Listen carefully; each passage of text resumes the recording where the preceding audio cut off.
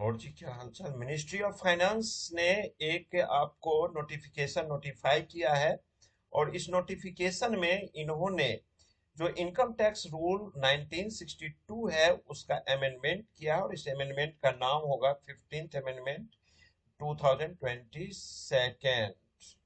तो इसमें आपको एक जो चेंज हुआ है उस चीज को आप ध्यान से समझिए कि क्या किया गया है। इसमें क्या किया गया है कि save as otherwise provided in these rules they shall come into force after the expiry of 15 days from the date of their publication of the office gazette। ये जो रूल में चेंज हुआ है इसका मुख्य ऑब्जेक्टिव क्या है ये समझिए। अभी अपने पास एक रूल है, rule number 114 capital B.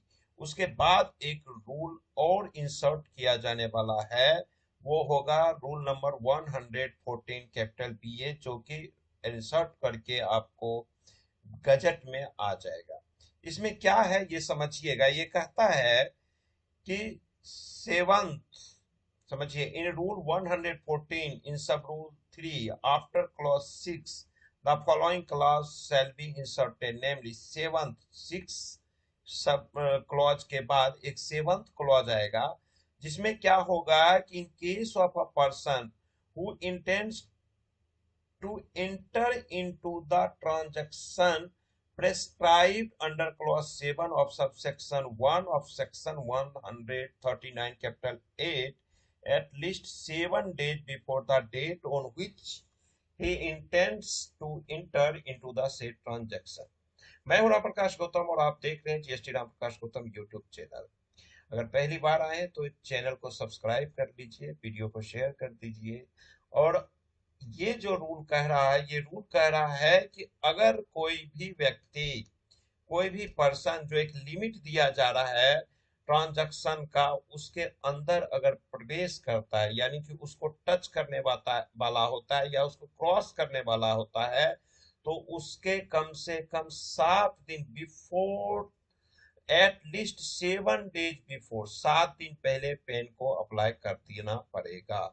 After rule 114 capital B the following rule shall be inserted, namely 100 capital, sorry 114 capital B A कहता है कि transaction for the purpose of clause 7 of subsection 1 of section 139 capital A, the following shall be the transaction for the purpose of clause 7 of subsection 1 of section 139 A। ये तीन तरह के आपको transactions बताए गए हैं जहां पे आपको पेन की जरूरत होने वाली है। पहला क्या है, एक एक वर्ड को, सेंटेंस को मेरे लाल समझिएगा।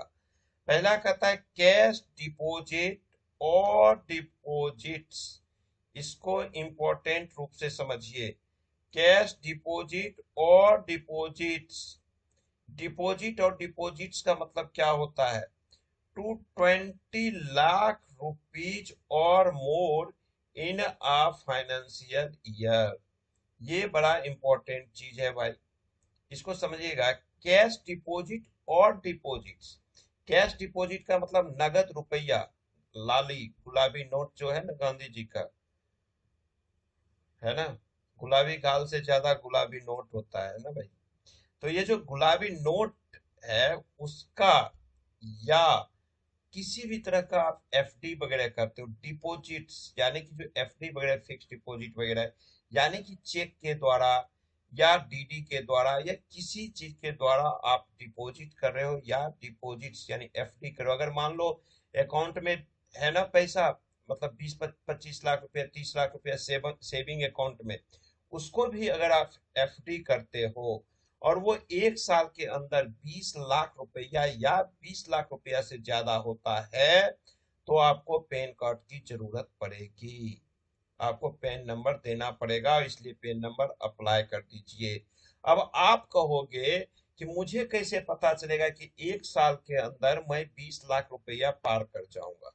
तो भाई सीधी बात आप समझिए, ये क्यों नहीं पता चलेगा, इतना महामूर्ख आदमी तो कोई होता ही नहीं है ना कि उसको पता ही ना चले कि क्या होने वाला है। भाई हमारे अकाउंट में 20 लाख रुपया कहाँ से आ गया, है ना। तो ये आपको ध्यान रखना है, यहाँ पे आपको ये ध्यान रखना है। उसके बाद in one or more account of a person with a banking company or a cooperative bank to which the Banking Regulation Act applies और अ पोस्ट ऑफिस।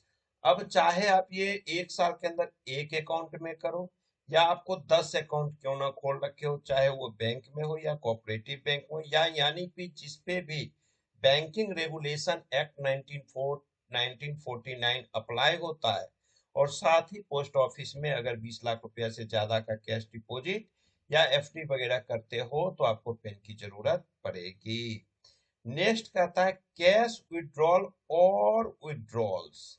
देखिए ये भी आपको ध्यान रखना है, कैश विड्रॉल और withdrawals aggregate to 20 lakh rupees और more in a financial year.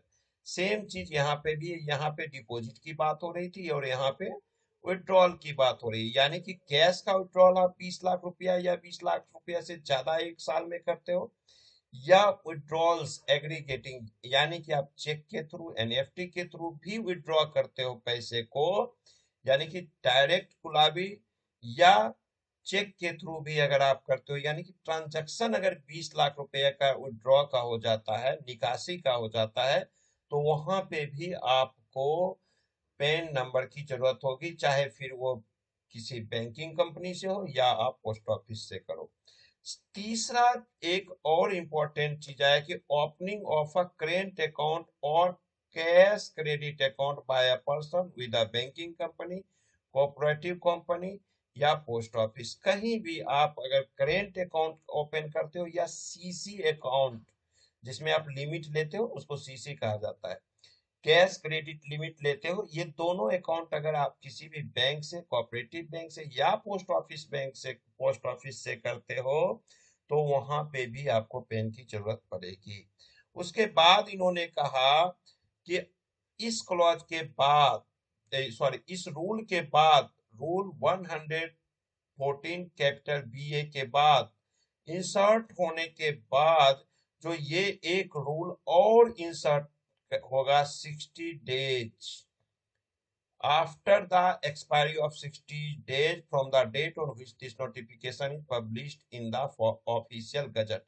जब ये नोटिफिकेशन गजट में आ जाएगा उसके 60 दिन के बाद आपको एक नया सेक्शन और आ जाएगा, सेक्शन सॉरी रूल आ जाएगा, वो रूल आएगा 114 कैपिटल डबल बी।